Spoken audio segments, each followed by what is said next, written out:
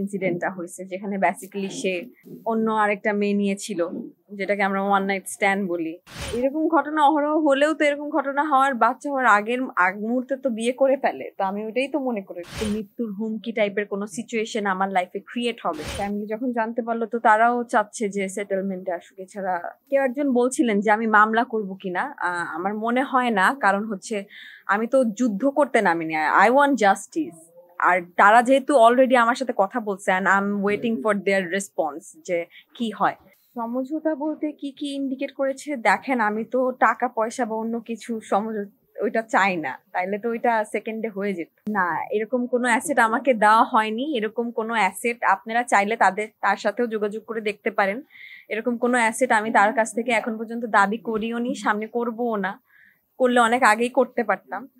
আমি তো ওই চিন্তা কখনোই করিনি যে এরকম একটা সিচুয়েশনের সম্মুখীন আমার হওয়া লাগবে। আমার মানে মৃত্যুর মুখোমুখি বা এরকম মৃত্যুর হুমকি টাইপের কোনো সিচুয়েশন আমার লাইফে ক্রিয়েট হবে তার মাধ্যমে।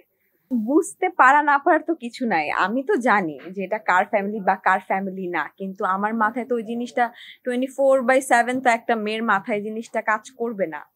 করবে those who are after money or মানে সুগার ড্যাডি হিসেবে তাকে চাবে, তাদের মাথায় কাজ করতে পারে।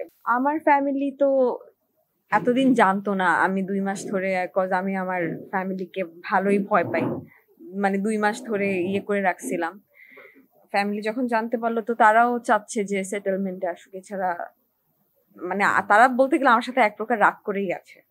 ইনসিডেন্টটা যেখানে হয়েছে ওই দিন রাতের, যেখান থেকে শুরু হয়েছে ওইটা বলে দেই।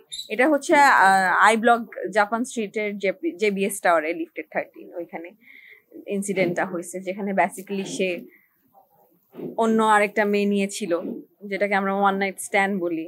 এরকম ঘটনা অহরহ হলেও তো এরকম ঘটনা হওয়ার বাচ্চা হওয়ার আগ মুহূর্তে তো বিয়ে করে ফেলে। তো আমি ওইটাই তো মনে করেছি। নরেন্দ্র মোদীও তো চাওয়ালা থেকে প্রধানমন্ত্রী হয়েছে। আমি কার সাথে টেক্কা দিব না দিব এটা আমার কনফিডেন্স, আমার নিজস্ব সত্তার উপর ডিপেন্ড করে। আমি এটা এত কিছু দেখতে বুঝতে যাই না। ওই 2 জন তো ভদ্রলোক হতে পারে না ভাই, যে একটা মেয়ের গায়ে হাত তুলবে, চুল ধরে 13 তলা থেকে নিচ তলায় নামিয়ে দিবে আমার এইরকম অসুস্থ অবস্থায়। সরি, আমার তো দরকার ছিল ওই 2 ভদ্রলোকের নামে আইনগত ইয়ে না, বাট আমি তো নেইনি, তাদেরকে ছেড়ে দিয়েছি। থাকতে পারে, হয়তো থাকতে নাও পারে। ও ফ্যামিলির সাথে জি যোগাযোগ আছে, কেন থাকবে না। ফ্যামিলির একজন কথা বলছে, একজন কথা বলছে না, তো ভাইয়ের সাথে কথা হচ্ছে, এইরকম আর কি।